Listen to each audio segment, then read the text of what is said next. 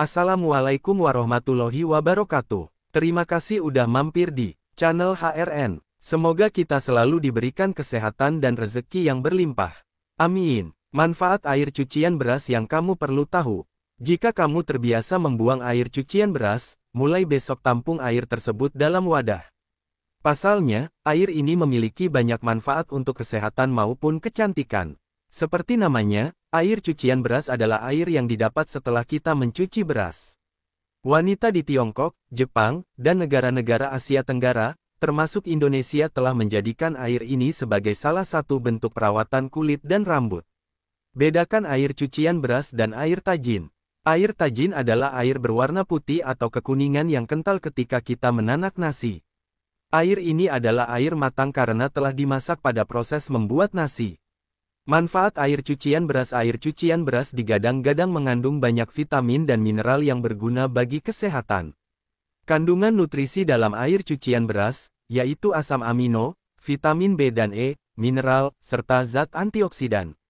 Jangan gunakan air cucian beras pertama saat masih kotor. Sebaiknya pastikan beras sudah bersih, lalu ambil airnya dari cucian beras terakhir. Berdasarkan kandungan tersebut, manfaat air cucian beras yang dapat kita nikmati, yakni mencerahkan kulit. Menggunakan air cucian beras untuk mandi atau membasuh muka dapat membuat kulit lebih cerah dan menyamarkan noda hitam.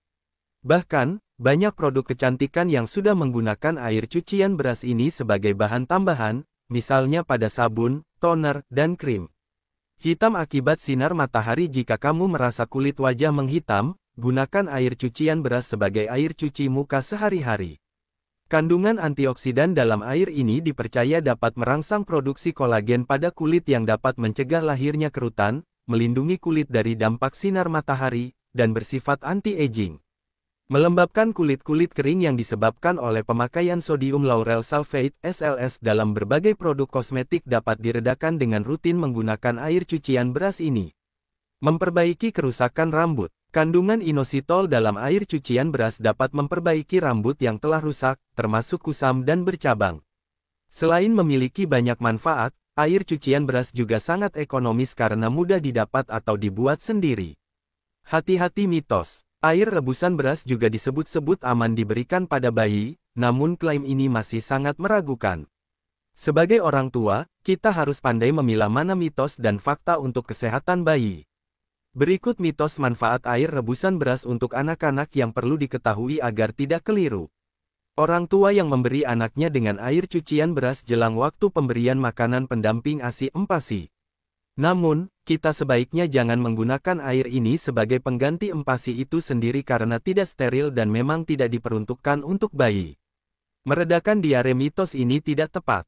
Berdasarkan Ikatan Dokter Anak Indonesia, bayi dan anak yang sedang diare harus diberikan cairan agar tidak dehidrasi.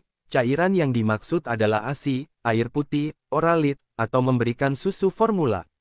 Hal ini adalah mitos karena air cucian beras bukan merupakan makanan. Lagi pula, air ini sangat tidak efektif diberikan ke bayi dan anak. Sebaiknya jangan gunakan air cucian beras untuk dikonsumsi.